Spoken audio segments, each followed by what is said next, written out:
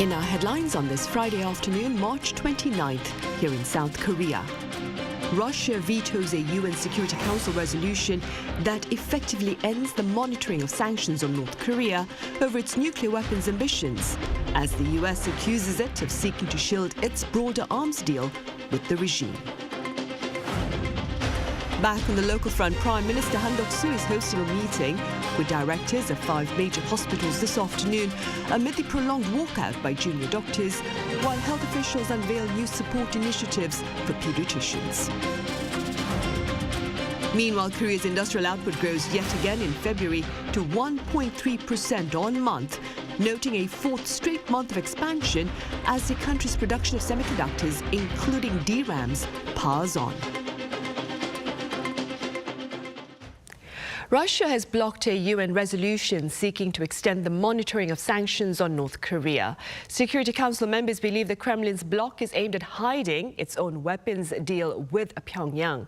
Our foreign affairs correspondent Peunji starts us off.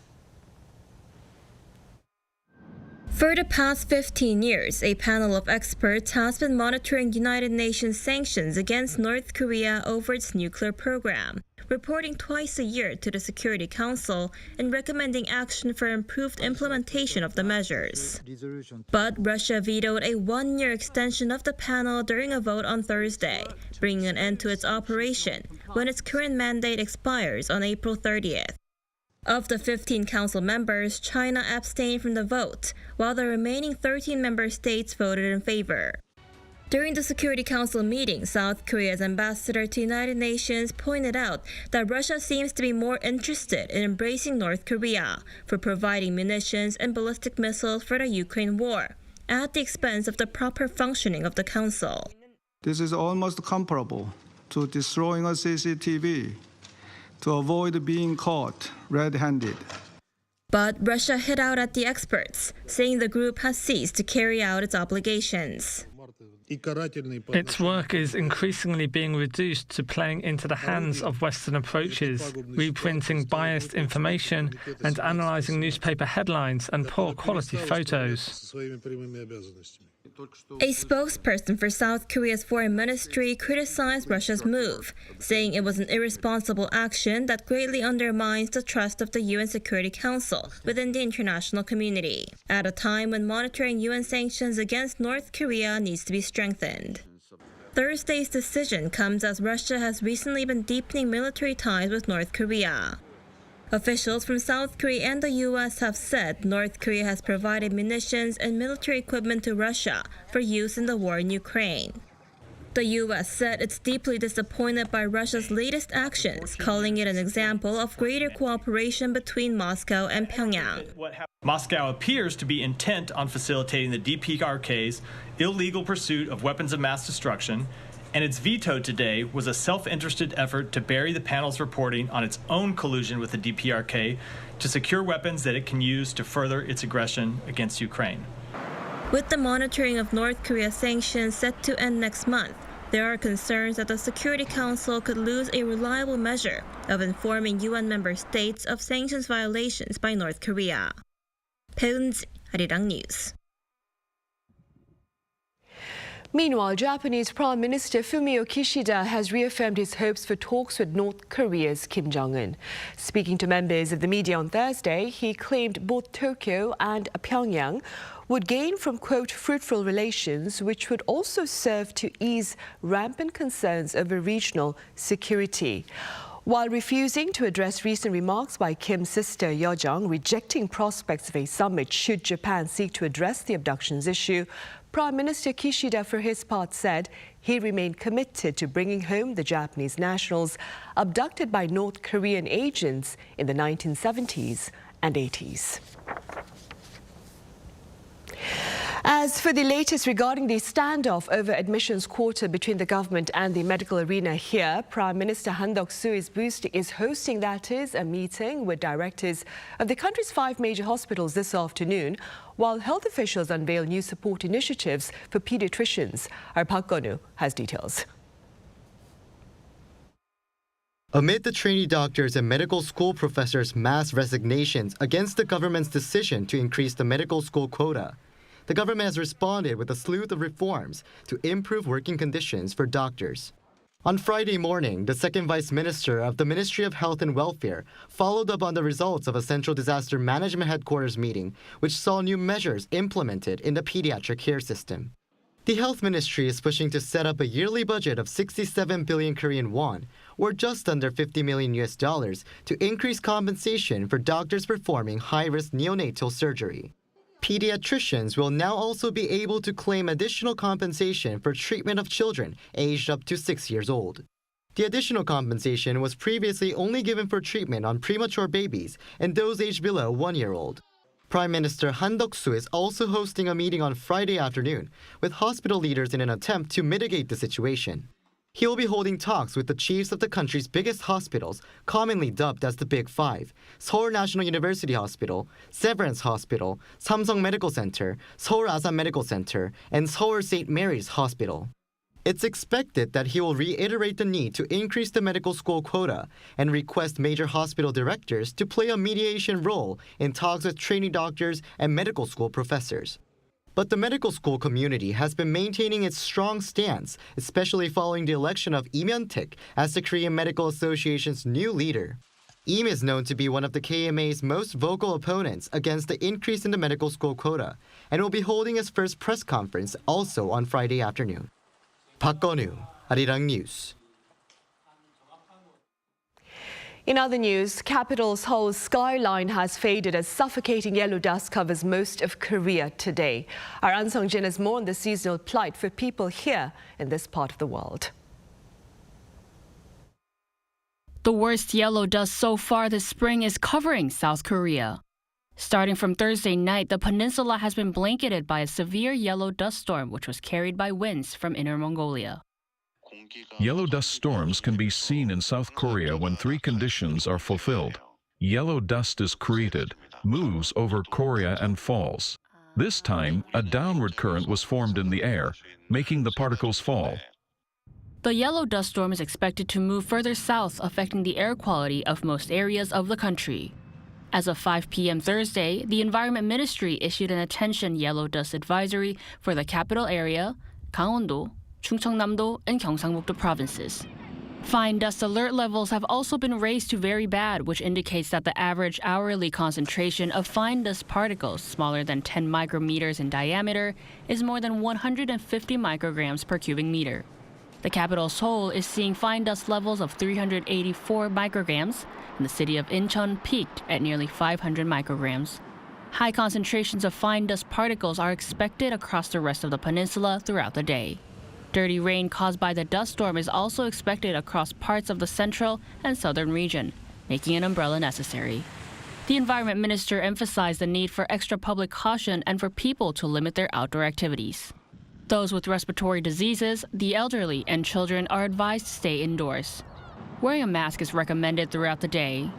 The yellow dust storm is expected to continue until Saturday. An Sung-jin, Arirang News.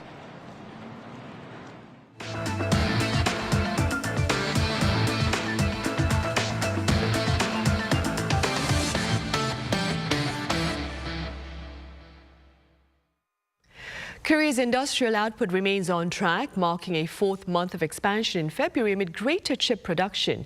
Retail sales, however, lost ground. Our economics correspondent Lee Soo-jin has the latest.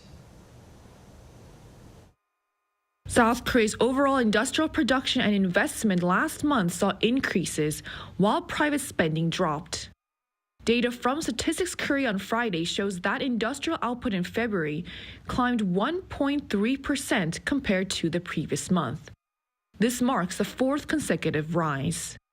The agency mainly attributed the rise to a more than 3% on-month growth in production in the manufacturing industry, driven by a strong demand for semiconductors. More specifically, memory chips such as DRAM and flash memory chips saw a surge in production. Output in the service industry also contributed to last month's industrial output, inching up 0.7% on the back of greater demand for accommodation and restaurants. And facility investment was also up in the second month of the year, surging 10.3% compared to a month earlier. This is the largest growth seen in more than 9 years and a contrast from January's figures when facility investment fell on month. The agency said the growth was mostly due to a surge in investment of more than 20% in transport and 6% in the machinery sector. The on-month rise of 10.3% in facility investment was due to investment increasing in areas such as ships and specialized industrial equipment. But retail sales, a barometer for private spending and consumer demand, fell 3.1%, which is the steepest on-month fall since July last year. This comes as people spent less on both non-durable goods such as cosmetics and food and durable goods such as consumer electronics and home appliances. The official from Statistics Korea said that while the on-month figures were seasonally adjusted, it is likely that private spending may have been spread out between the first 2 months of the year, with Seolnar or the Lunar New Year falling early February this year. 이수진, Arirang News. Chip makers have entered a fresh race for dominance as artificial intelligence and its need for power and speed calls for a new generation of chip innovations. So where do Korean businesses stand? Our correspondent Moon Hae-ryun takes a look. With the boom in the AI market, non-memory semiconductors are riding on a high. The global semiconductor market was at nearly $600 billion in 2022. And according to data from the Korea Institute for Industrial Economics and Trade, memory chips accounted for just under 24% of global sales. Non-memory chips, on the other hand, took more than a three-quarter portion of that pie as they cost more. While South Korea is the market leader for memory chips with more than a 60% global market share, it accounts for less than 5% in the non-memory chip sector. But recent developments have seen South Korea jumping onto the AI chip bandwagon. US firm NVIDIA is the current market leader for AI chips, with around an 80% market share, and just last week it unveiled its next new chip architecture model, Blackwell. It claims to be 30 times faster at performing tasks than its predecessor, and NVIDIA's major customers such as Google and OpenAI are expected to start using it later this year. But in the same week, South Korean tech giant Samsung Electronics also introduced its first AI chip, the Mach-1. It will be supplied to the South Korean online platform Naver by the end of the year, prompting it to reduce reliance on NVIDIA for AI chips. In terms of function, NVIDIA's chips are designed for both AI training and inference, whereas Samsung's chips are more focused on the inference aspect that runs live data through a trained model to make new predictions or conclusions. So Blackwell needs a high bandwidth memory chip that allows fast data transfer rates. But with the Mach-1, Samsung Electronics claims it will be set up with a low power memory chip, which means that it will be a lot cheaper than those using an HBM. Experts say that just providing funding support won't help domestic firms, and a long-term plan needs to be established to help domestic companies. Problems with labor shortages and protecting new technologies have emerged recently in South Korea, so tackling those issues will be more important than any financial concerns. This sentiment was reflected in a recent meeting with industry leaders and the Ministry of Economy and Finance, where companies mentioned a need for government support in introducing domestic AI technology in the public sector and easing regulations on AI learning data security. Moon Hae-ryun, Arirang News. The Great Train Express, or GTX, is poised to begin partial operation this coming Saturday.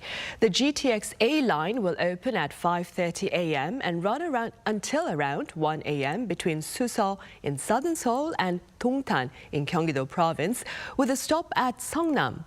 The train cuts commute time between Seoul and the greater metropolitan area to some 20 minutes. Service at Kusang Station, also in Gyeonggi-do Province, will begin later in June.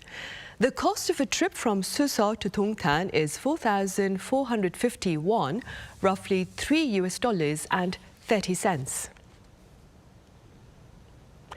The government has shared a fresh blueprint aimed at revitalizing rural communities via tailored support policies, especially for those in danger of disappearing. Our Kim Da-mi has details. South Korea will combat agricultural decline by easing certain regulations, according to plans announced following an emergency economic meeting on Thursday, hosted by Finance Minister Choi Sang-mok and participated in by relevant ministers. The government will reform agricultural land regulations to revitalize farmland living standards and local economies nationwide. The Land and the Agriculture Ministries will work in tandem to reform regulations by the end of the year, which will promote all forms of vertical farming. Vertical farming has long been seen as a tool to adapt to climate change, as it provides a localized year-round supply of fresh produce. South Korea's export of its technological expertise in this area is also expected to continue increasing, highlighting the importance of relaxing regulations. There will also be pan-governmental efforts directed towards allowing residential facilities in rural areas to be built in which people from city or those on weekend farm experiences can stay, a move aimed at boosting local economies.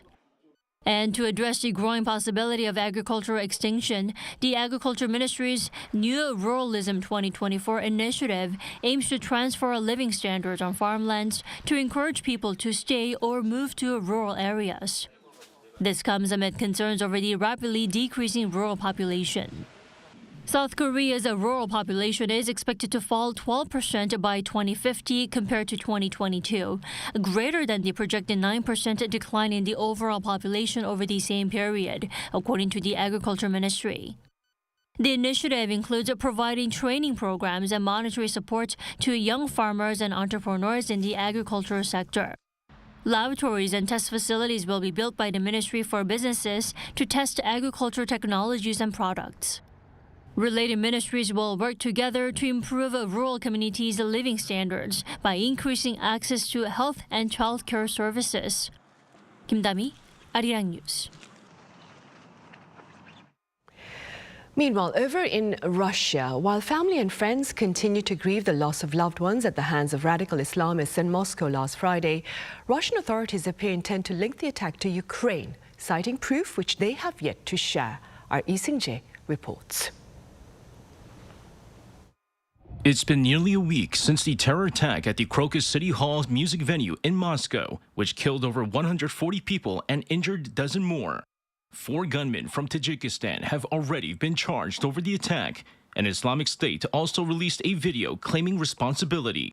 However, Moscow continues to blame Kyiv, saying it has secured evidence that last week's terror attack was orchestrated by Ukraine.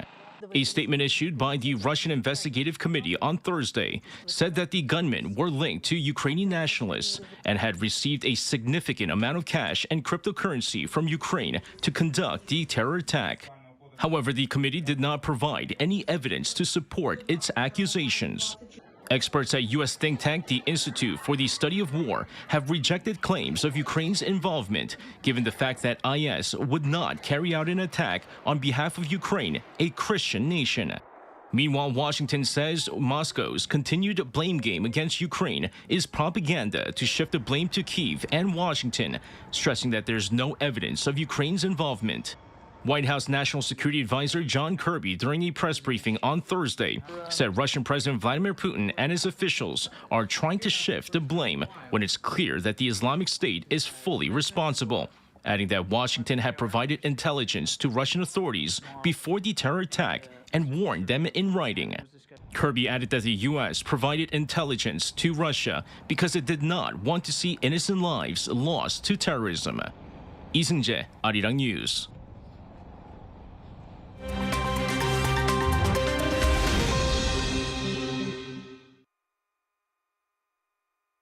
Let's take a look at the latest news in the world now. In the United States, former billionaire and co-founder of cryptocurrency exchange FTX, Sam Bankman-Fried, has been sentenced to 25 years in prison for defrauding billions of dollars from customers and investors. Prosecutors said it was one of the largest financial frauds in U.S. history. At Thursday's hearing, U.S. District Judge Lewis Kaplan criticized Bankman-Fried, saying he knew it was wrong, he knew it was criminal, but he's not going to admit a thing, before reading out the sentence. Bankman-Fried said he realizes a lot of people feel really let down, adding he was sorry about that. The 32-year-old was convicted by a New York jury last November on 7 criminal counts, including conspiracy to commit money laundering and wire fraud, after he was found to have stolen more than $8 billion from his customers. Federal prosecutors said it was one of the largest financial frauds in U.S. history and initially had sought a sentence of 40 to 50 years in prison. In South Africa, a bus crash in the country's northern province of Limpopo on Thursday killed 45 and left the sole survivor, an 8-year-old girl, seriously injured. South Africa's Department of Transport said that the bus was taking Easter pilgrims from Botswana to the province. According to reports, the bus crashed through barriers on a bridge approximately 300 kilometers north of Johannesburg before falling 50 meters into a ravine below. Rescue operations continued into the late hours of Thursday evening, with authorities saying debris made it difficult to reach bodies, some of which were burned beyond recognition. South Africa's transport minister sent condolences to the victims' families and said that the government would repatriate the bodies to Botswana. Chinese consumer electronics company Xiaomi began sales of its electric car on Thursday in its competitive domestic market. The firm's standard SU7 EV model will be priced at around $30,000, while the Pro and Max versions will cost up to just over $41,000. Company CEO Lei Jun said that the shift from consumer electronics to car manufacturing had not been easy, mentioning their US rival Apple, who gave up on the idea. All Xiaomi SU7 models for now will only be sold in China, which with its large population has the world's biggest auto market. In the Icelandic town of Grindavik, a volcano erupting against a backdrop of northern lights was captured on a time-lapse video. The northern lights, also known as Aurora Borealis, is visible in Iceland more than 100 nights a year. About 4,000 of Grindavik's inhabitants have been evacuated several times in the past 6 months, following a series of volcanic activities, including earthquakes and large cracks in the ground. Since last December's eruption, a wall has been built to divert lava away from the town. Kim Seong, Arirang News.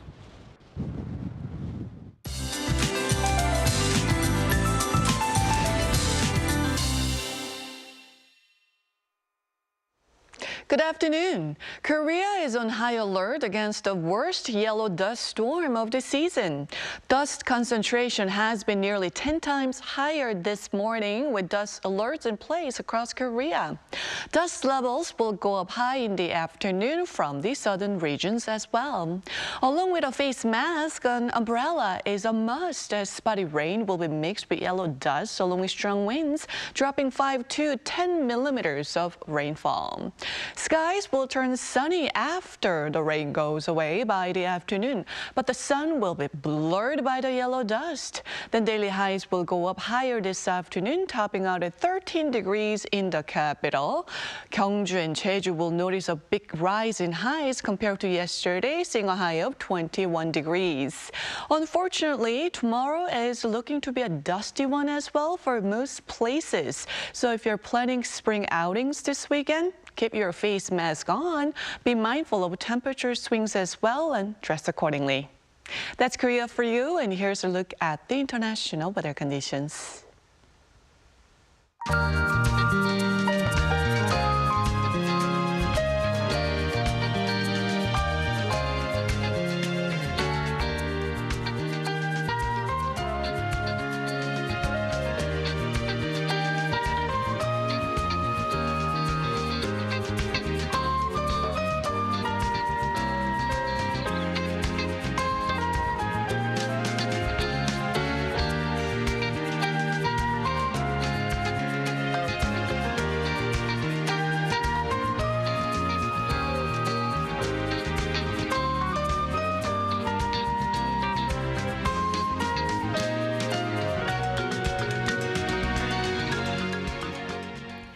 And those are the headlines at this hour here in Korea. Coming up right after this break is our daily panel session. Thank you for now.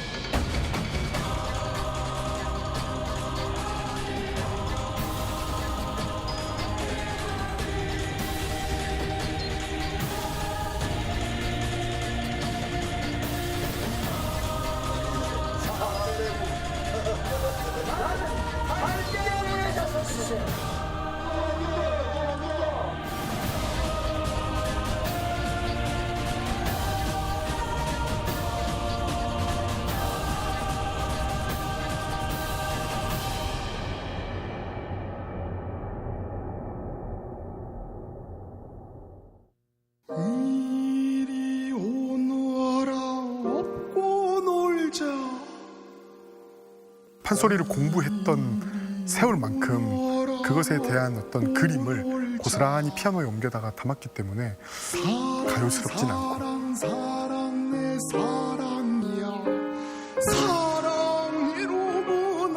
내 사랑이야.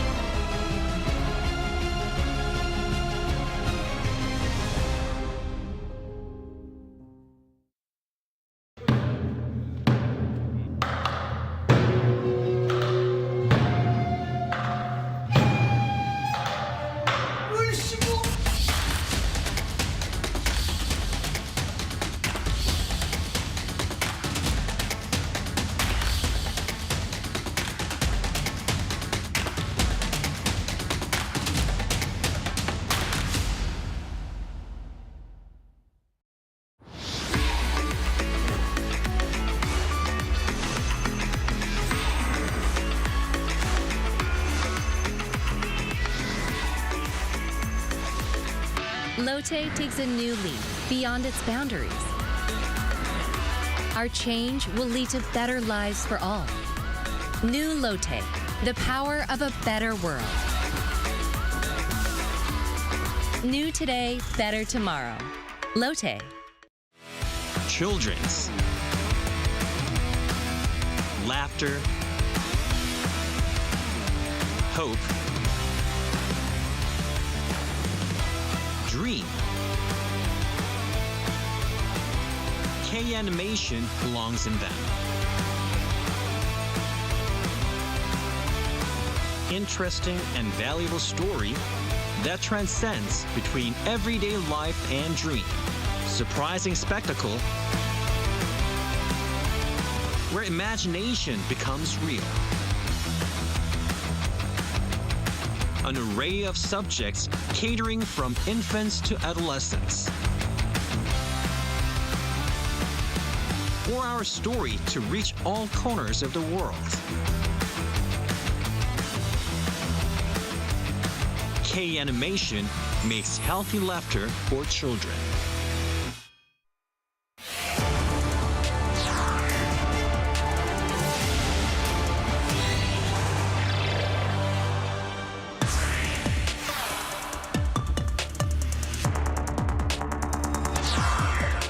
Spring is in the air and the vibrant sights and sounds of the season are calling crowds to the southern parts of the country for now. In this edition of Issues and Insiders, we delve into the flower festivals in full bloom here in Korea. Hello and welcome to yet another edition of Issues and Insiders for this Friday. I'm Min San-hee. Today we touch upon the start of spring here in Korea and the festivals ushering the seasonal transition, that is. For this I have Professor Shin Hak-seung at Hanyang University live on the line. Professor Shin, it's a pleasure. Yeah, it's a pleasure. Thanks for having me here again. I also have Kwon So with us. So welcome back. Hello, Sonny, and happy Friday. Right, happy Friday, So. Perhaps we can begin now with a rundown of the flower festivals currently taking place here in Korea, So. Sure, but first, Sonny, I have a question for you. What kind of types of flowers pop up in your mind when you think of flower festivals here in Korea? Honestly, the only thing that comes into mind are cherry blossoms. I know, right? But have you actually seen cherry blossoms yet? Not yet, actually. Me neither, but I think it's coming. And in a few days, maybe we'll be seeing them in full bloom. Although it is slightly rainy, the weather really is important when it comes to the blooming of the flower festivals. But let's take a look at all of the major flower festivals here on this map. So first out, standing out are really the number of cherry blossom festivals, like in the southeastern city of Gyeongju, which has kicked off today, this Friday. And in Seoul, the Yeouido Spring Flower Festival, with its theme this year being Picnic Under the Cherry Blossom, has just kicked off.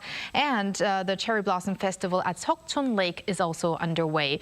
So is the Cherry Blossom Festival on the southernmost island of Jeju. And although you cannot see it in the name of the festival, the Jinhae Naval Port Festival in Changwon City is also full of cherry blossoms. But it's not only about cherry blossoms here in Korea. Maehwa flowers, or plum blossoms, are known to be the first to bloom in spring, which is why the Gwangyang International Maehwa Festival was held much earlier this month than all of the cherry blossom festivals. And in the district of Mount Jiri in Gure, Sansuyu flowers covered the mountains during the Sansuyu Flower Festival. Now, these events are organized according to blooming periods, but the schedules this year fluctuated a lot. Most of the ones I just mentioned were rescheduled as flowers didn't bloom as early as was expected. Now, last year we had naked trees welcoming visitors to cherry blossom festivals as the flowers already dropped down due to high temperatures that made them bloom very early. So taking that into consideration, this year festivals were scheduled at earlier dates, but this time a cold snap as well as fine dust are being attributed to the later than expected arrival of flowers. But in general, the blooming period does seem to be happening earlier than in the past. And Sunny, I remember around 10 years ago as a weathercaster at Arirang TV, I was actually out at the Yeouido Festival and the flowers were all in bloom, but the date was April 19th. So you can really see the difference compared to how the festivals are being held this year and in the past years. Right, for sure, for sure. And Professor Shin, what would you say is the impact of such festivals on perhaps regional tourism development? Yes, in tourism development, we generally consider the two types of development, such as physical development and software development. And regional festivals can be classified as part of software development based on local culture and content. Regional festivals not only have a significant impact on short-term regional tourism development, but also have a long-term effect as well. For example, if more and more tourists continue to visit a region for joining festivals, various tourism facilities, including basic infrastructure and food and beverage facilities, can naturally be developed to meet the needs of tourists. Since these facilities can be used not only by tourists, but also by local residents, the quality of life of a local resident can also be improved. In this way, regional festivals can have a comprehensive impact on regional tourism development and contribute to the overall development of the region. Right, I see. And staying with the same subject, so do tell us a bit more about the economic impact of these flower festivals. Well, let's take the Kunang Festival in Changwon as an example that we saw earlier as well. Last year, the festival boasted more than 4.5 million visitors, which was an all-time high. This year's figures, I believe, are not out yet. However, last year's figures was 400,000 more compared to before the COVID-19 pandemic, so in 2019. So what does that mean in terms of money, 260 billion won, or roughly $193 million of economic effect. And that's based on consumption per person. Local residents spent an average of 37,500 won, which would be roughly $28, and visitors from other places spent 63,800 won, or roughly $47. 540,000, or 12% of the total visitors were foreigners, and that was a rise by 200,000. And especially lots of visitors from Taiwan came. In fact, 220,000 were visitors from Taiwan. Now, moving now to this Seokchun Lake Cherry Blossom Festival here in Seoul, which has set a goal of attracting 2.5 million visitors this year. Last year, we had 2.3 million, with an economic benefit last year amounting to around 20 billion won, or around $14.8 million. So maybe that figure is going to rise this year if we have that additional number of visitors. Now, the source of economic benefits does not only come from the flowers, but the efforts put into maximizing the joy. For instance, lightings for wonderful night strolls along the flower trees, and performances from classic to K-pop, flea markets, and of course the food. Although in the case of the Seokchun Festival, food trucks or vendors won't be operating this year, so that during the festival period, nearby restaurants can thrive together. And I also want to mention neighboring Japan. Cherry blossoms this year there are said to have an economic impact 1.8 times larger than last year, and that's also attributed to the after pandemic era. Now, according to a Japanese economist, 1.1 trillion yen, or over $7.5 billion of benefits are expected to be reaped, with some 61.4 million Japanese citizens and 3.7 million inbound tourists expected. And according to the Japan Tourist Bureau, with Easter holidays in Europe and America overlapping with the cherry blossom season, foreigners who visit during this time will strongly associate Japan with cherry blossoms. Right, I see. And in the meantime, back here in Korea, Professor Shin, borrowing words that Soa used, maximizing the pleasure of these festivals, what are some tasks that can be tackled by regional authorities to ensure a fun and rewarding festival? Yes, the issue of overpricing at regional festivals is the most serious problem. And since regional festivals are in general short-term events, local merchants, including temporary vendors, can easily impose high prices on festival visitors. In addition, because a large number of tourists visit during the festival period, congestion increases in the regional area, leading to cases where local residents need to suffer. And finally, due to comparative hosting of regional festivals, there is a growing tendency to uncritically adapt successful cases from other festivals, which can lead to a lack of diversification and standardization of festival content. So these problems weaken the long-term comparativeness of regional festivals, requiring proactive responses by regional authorities. Right, of course. And speaking about proactive response from regional authorities, so I understand that authorities are working to crack down on overpricing, which was mentioned by Professor Shin. So we also talked about this back when we dealt with summer festivals, if you remember, Sunny. And I'm really happy to see this happening with the spring festivals as well. So probably this trend will continue from here on for the rest of the year and years to come before overpricing at these festivities is tackled altogether. If we take the Jinhae Naval Port Festival as an example, Changwon City and a committee with those involved in the festival got together to discuss the complete eradication of bloated prices that were especially an issue last year. What they came up with were rules like having to register your real names for booths that you operate. An unfair price reporting center was set up, and people who reported on such prices were said to have been rewarded, and the culprits culprits would have to quit their business at the festival. I don't know if that really happened this time. However, those were the rules that were set.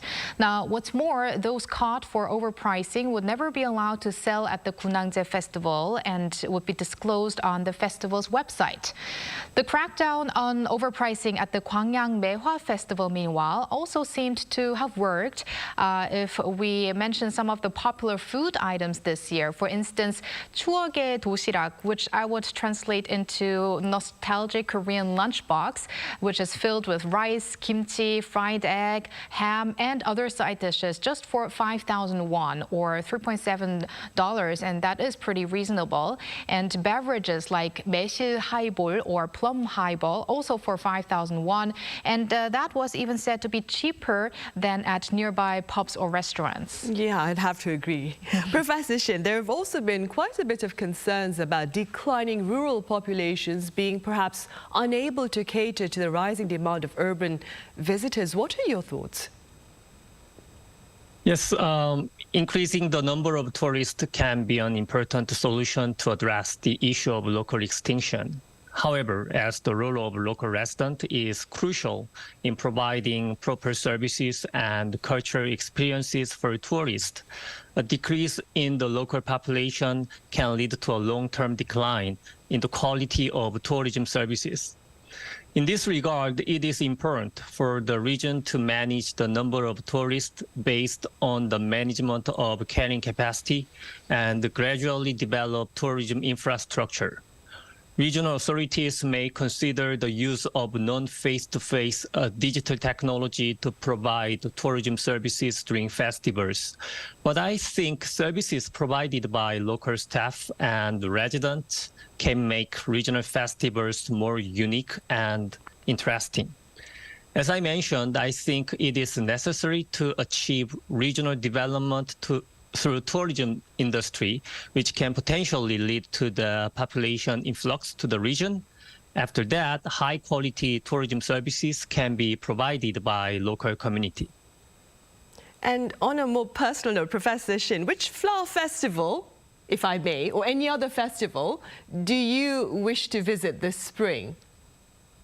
Yes, as you mentioned, there are various flower festivals in spring season, but I would like to visit the Canola or the Camellia festival, flower festivals in Jeju Island.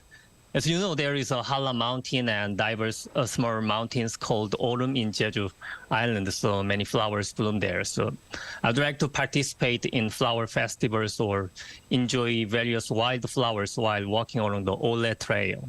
And I wonder, Professor Shin, is there more that the government can do perhaps to promote greater awareness of flowers uniquely available here or they are visible here in Korea to our foreign visitors? I mean, Suha spoke about how there were so many foreigners visiting Japan's, I believe, cherry blossom festivals. Yeah, that is one issue because Japan, they established a strong brand about the cherry blossom festival.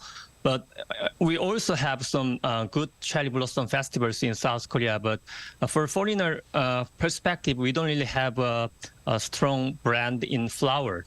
So we need to build a strong flower brand, which can represent the identity of South Korea and make a strong content based on that flower theme in designing regional festivals. Right, for sure.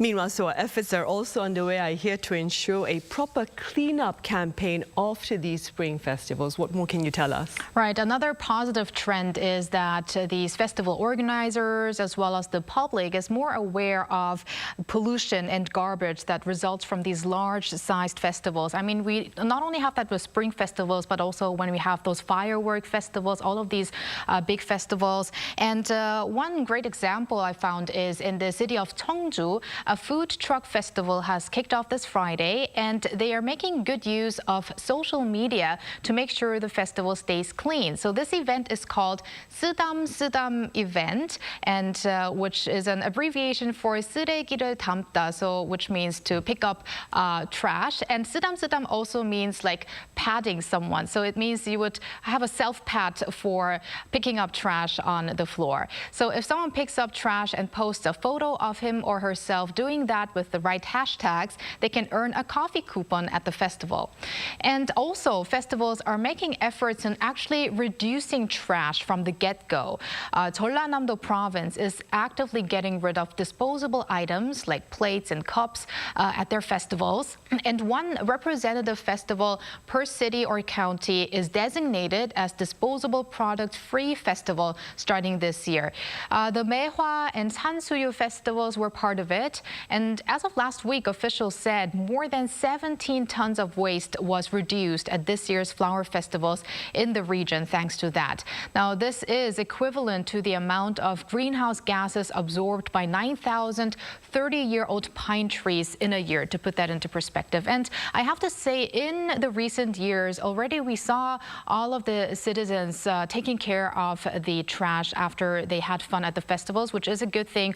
But the issue is that too much garbage is coming out of these festivals. So I think it would be great if more and more other places would adopt such measures. Right. The Sidam campaign. So you get a pat on the back for picking up after yourself. Yes, that, and also the what Jeollanam-do province is doing with not using any disposable products. Right, of course, for sure.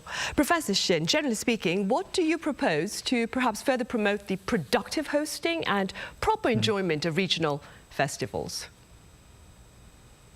Yes, most of all, we need to create sustainable festivals that leverage the cultural assets of the region. As I mentioned earlier, it is important to design regional festivals from a long-term perspective based on the unique cultural content, rather than focusing on content that attract attention temporarily.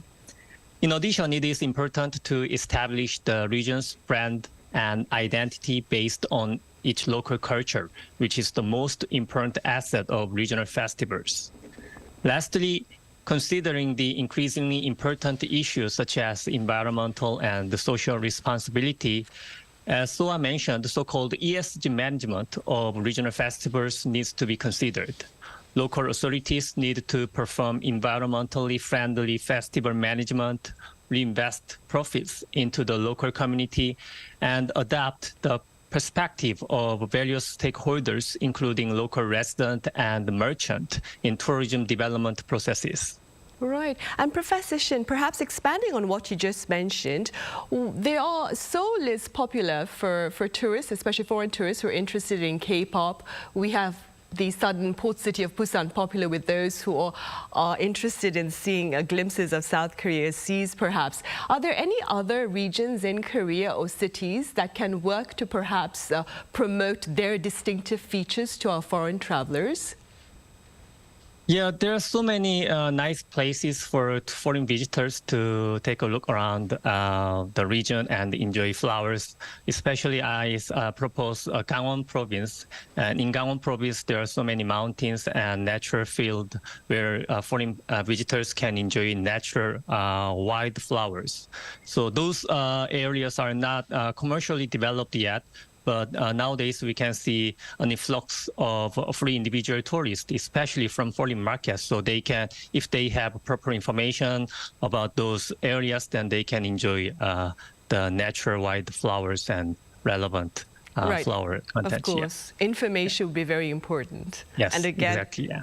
I have a bit more time, and so I was wondering if there was a flower festival that you could visit this particular season, which one would you go to? Well, I love flowers, but I'm not a big fan of those packed festivals. But, you know, I'm actually going to Gyeongju tomorrow, not to go for a flower festival, but I know that Gyeongju is also really beautiful with cherry blossoms. So I actually look forward to those, all of these flowers blooming in our neighborhoods, anywhere we go. Because that is sometimes even more surprisingly beautiful than when you actually go to a festival where you are expecting those flowers to be there. I have to agree with you, Soa. Quite a number of apartment complexes, especially here in Seoul, they have yet to bloom. However, quite a number of the complexes here also are lined with cherry blossoms. So for those of you who have no time to visit the festivals, you can actually indulge in those scenes right from the parking lots from the complex, that is. All right, Professor Shin, thank you so much for your time and your thoughts today. And so, as always, thank you very much for your insights. Thank you, Sunny. Thank you. That ends this week's editions of Issues and Insiders. Thank you for watching. Have a great weekend. See you same time next Monday.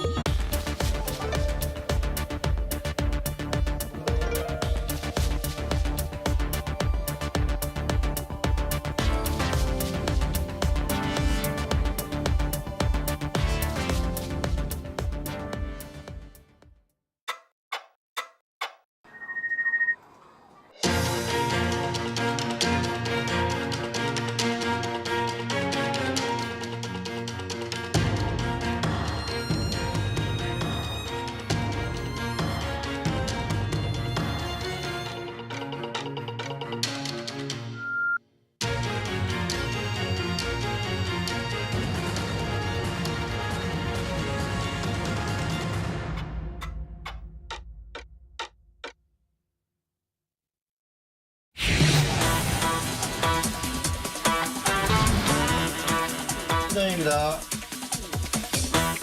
스탠바이. 스타트.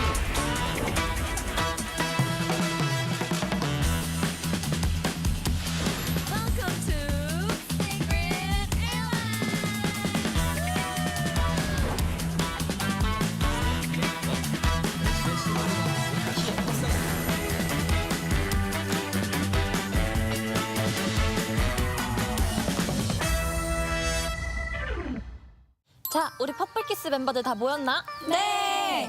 오늘 드디어 결판을 내리는 날인 거 다들 알지? 그럼 과연 이 시대의 최강 빌런은 누구일지 우리가 직접 선정하기로 한 날이잖아. 근데 아무래도 여기에 뭐 6명의 빌런들이 다 너무 매력적이라서 한 명 뽑기엔 좀 어려운 것 같은데? 그러면 각자 자기 자신이 최강 빌런이라고 생각하는 이유를 한 가지씩 말해볼까? 뭔가 그럼 더 뽑기 쉬울 것 같은데? 좋은데?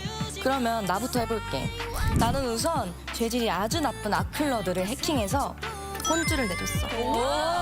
나 멋있지? 멋진데. 나도 있어. 나는 새치기하고 다니는 사람들 옷에 몰래 커피를 쏟아서 약속 시간에 늦을 수밖에 없게 만들었지. 오, 다들 만만치 않은데?